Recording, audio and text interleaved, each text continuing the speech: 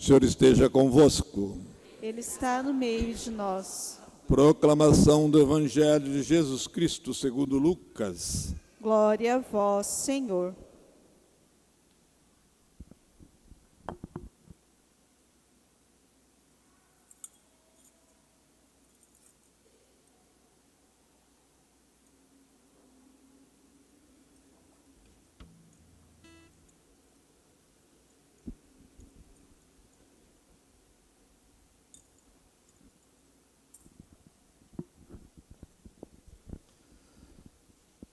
Aconteceu que naqueles dias, César Augusto publicou um decreto ordenando o recenseamento de toda a terra.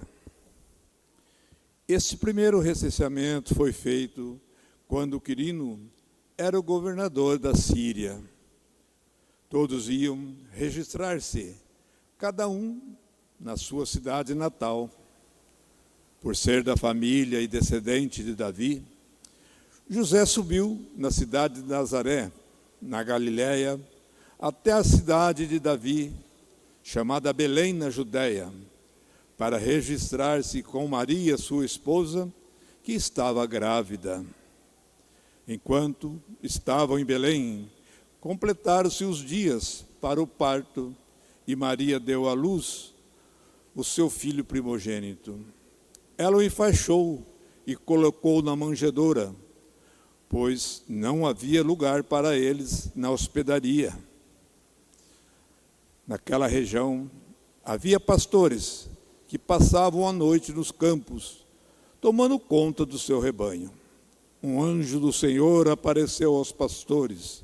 A glória do Senhor os envolveu em luz, e eles ficaram com muito medo. O anjo, porém, disse aos pastores: não tenhais medo.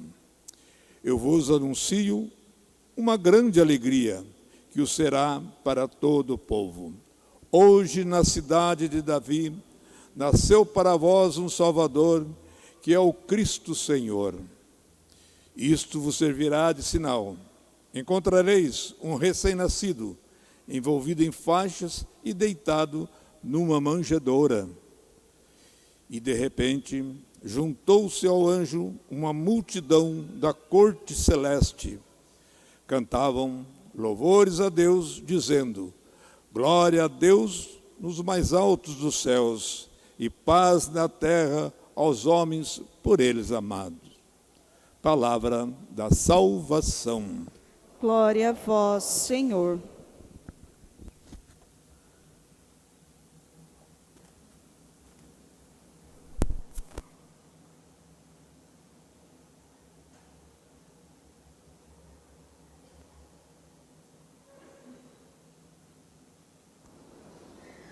Irmãos e irmãs, ao longo de 4 semanas, nos preparamos para tão grande e esperada festa, o Natal do Senhor. O tempo do Advento que nós percorremos durante essas 4 semanas, nos convidou à conversão, à mudança de coração. E esta é a maior e melhor preparação que nós podemos fazer para o nascimento de Jesus celebrado, para esse mistério que nos envolve. Hoje nasceu para nós o Salvador, que é Cristo o Senhor. Apenas um coração que está aberto à mudança consegue entender esse verdadeiro espírito do Natal que o Senhor nos apresenta por meio da igreja. Porque o que Jesus faz é realmente uma verdadeira mudança na história. Deus vem até nós. Deus se manifesta numa criança, frágil, completamente dependente. O Messias tão esperado vem de uma maneira tão simples, como nós viemos ao mundo de uma mulher. Jesus, por obra do Espírito Santo, vem do seio virginal de Maria, nossa mãe. E ele nasce dentro de uma situação inusitada, de peregrinação. José, o seu pai adotivo, e Maria estavam a caminho de Belém para um recenseamento, como um censo. E eis que, no meio do caminho, Maria sente que o Salvador está para vir. Peregrinação. Ao longo deste ano nós também fizemos a peregrinação para as igrejas jubilares, onde nós rezamos juntos, onde nós também buscamos a indulgência por nós, por nossos familiares. Peregrinação. É o que acontece também com tantos povos que, na situação de imigrantes, têm que sair do seu país para uma outra terra, ou até mesmo numa outra região dentro da sua própria pátria, buscando uma vida melhor. Peregrinação que tantos andarilhos, pessoas em situação de rua também fazem, sem ter onde dormir muitas das vezes, sem saber onde ficarão aquela noite. Jesus vem a esse mundo dentro desta realidade. Não há lugar na hospedaria para ele, lhe resta a estrebaria.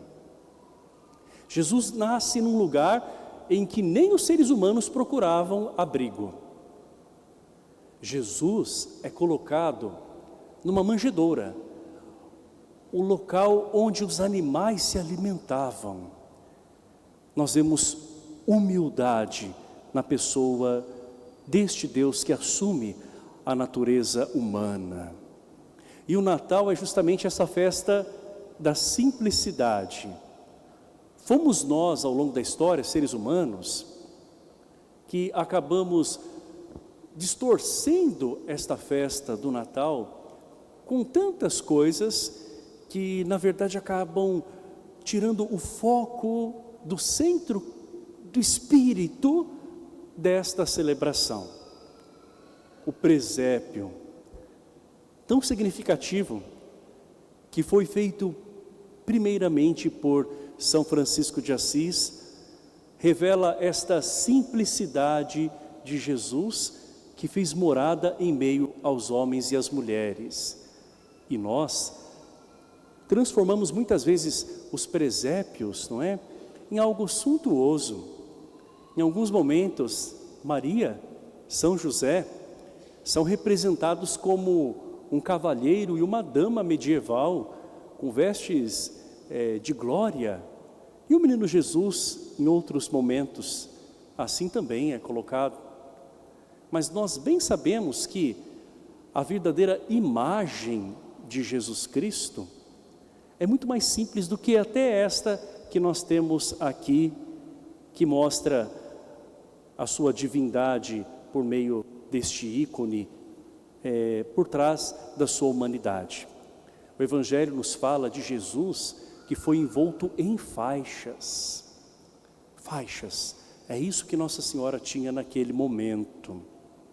E essas faixas são muito significativas, porque Deus que se fez menino, que é envolvido por faixas, também no dia da sua morte, no alto da cruz, terá apenas uma faixa que envolverá o seu corpo. Então nós vemos que o que de fato caracteriza o Natal, a Páscoa do Senhor, essas duas festas que também estão ligadas de certa forma uma à outra, não é? É justamente a presença de Jesus. Este é o sinal, uma virgem que concebeu. É um sinal tão simples, que nós seres humanos acabamos colocando outros adornos, mas na verdade a própria presença de Jesus já é suficiente. E é isso que nós queremos redescobrir neste Natal. O Natal, festa em que normalmente se comemora em meio a familiares, não pode ser somente uma reunião de família, embora esta unidade entre os parentes seja muito significativa, porque nós temos o exemplo da Sagrada Família, o Natal não é apenas isso. Porque quando falta um membro da família, quando alguém se vê talvez impossibilitado de estar, quem sabe, com alguns dos seus familiares, deixa de ser Natal? Não, é Natal porque Jesus está presente. Claro que nós queremos sim compartilhar isso com os nossos familiares, com as pessoas queridas, mas acima de tudo nós devemos olhar para o centro de tudo isso.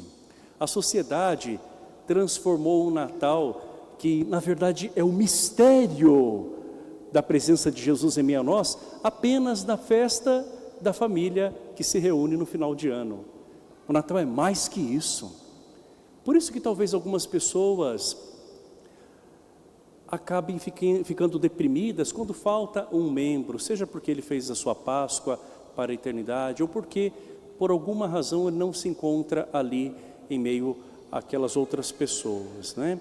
Então o Natal não pode ser visto unicamente dentro de uma tradição humana, é justamente o divino que vem ao humano. A ceia é um momento que também nos lembra o banquete de fraternidade, é comemoração, é festa, mas o Natal não pode se reduzir apenas à ceia. Hoje, talvez muitos se preocupem com uma mesa farta, mas se esqueçam daquilo que é o mais importante e do porquê desta mesa ricamente ali preparada. Então nós não podemos fazer desta realidade tão divina algo que escapa aquilo que Deus realmente quer de nós, que é momento de oração. A oração tem que preceder o momento de confraternização. Então, se você estiver hoje em meio a algumas pessoas, não é, que logo vão se servindo na ceia do Natal, proponha, você que está aqui, proponha. Gente, vamos fazer uma oração? Hoje a gente está comemorando a presença de Jesus no meio de nós, o seu nascimento. Então vamos rezar juntos, né? E não é preciso ter o dom da palavra para conduzir esse momento. Vamos rezar juntos um Pai Nosso e vamos agradecer, vamos louvar a Deus. Esta é a proposta do Natal nas nossas famílias. Jesus vem até nós. Jesus que não tinha lugar para nascer, agora se encontra naquele local improvável, justamente para mostrar que todo local é onde o Senhor quer nascer. O que deve mudar é a nossa disposição ao acolhê-lo, não é? Então Jesus, ele mostra que ele está em meio aos pastores, que eram pessoas marginalizadas, mas ele também se apresenta aos nobres, que são os magos. Todos têm que agora se dobrar diante dele para poder enxergá-lo, porque ele está numa manjedoura muito baixa, onde os animais conseguem alcançar. Então, os pobres, os pastores, têm acesso a Jesus, porque ele não nasce num palácio. E os pastores sabiam muito bem o que era uma estrebaria. Os nobres, por sua vez, também têm acesso a Jesus. Não existem barreiras e fronteiras. Eles estão ali diante de Jesus e precisam agora se curvar para poder enxergar o Rei de tudo, o Senhor do universo, Deus humanado. Aqueles homens de grande inteligência, de admirável cultura e também com a riqueza material, agora se dobram diante desta grande preciosidade de Deus que se revela ali, tão simples. Nós precisamos também fazer esse movimento, nos curvar diante da presença de Jesus e nos curvar também diante dos nossos irmãos e irmãs, porque hoje, meus irmãos, não tem como celebrar um Natal harmonioso se não houver perdão.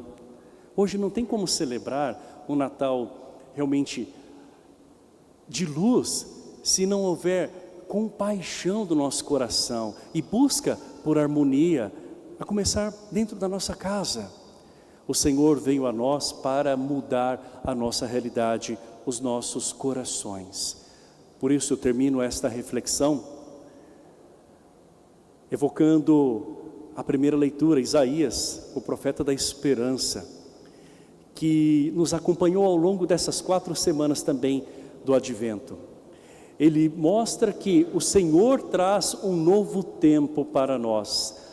Os anjos são aqueles que louvam a Deus porque Jesus está presente. Isaías mostra que este grande virá de uma forma tão pequena e simples. O seu reino é grande, é o reino de paz, um reino que não terá fim, mas ele se apresenta de uma maneira muito singela.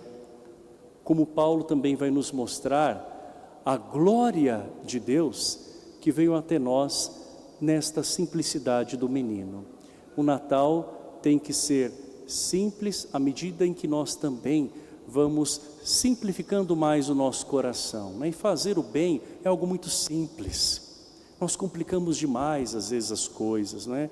Então, ser bom é ser simples. Por isso que a gente acha tão difícil ser bom, não é? Porque a gente tem que aprender a simplicidade da sabedoria divina. Paulo nos convida hoje a abandonar a impiedade, as paixões humanas, aquilo que a gente se apega tanto, e às vezes a gente se apega com coisas tão pequenas, por isso que o nosso coração se angustia, o nosso coração se amedronta.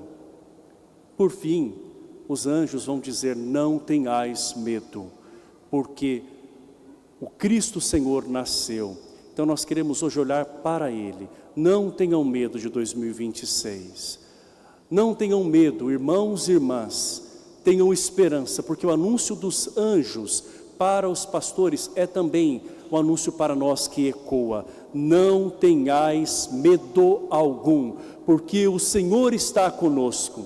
Que a nossa esperança seja hoje reavivada na presença de Jesus, que quer permanecer junto a nós, que fez morada em nossa casa humana.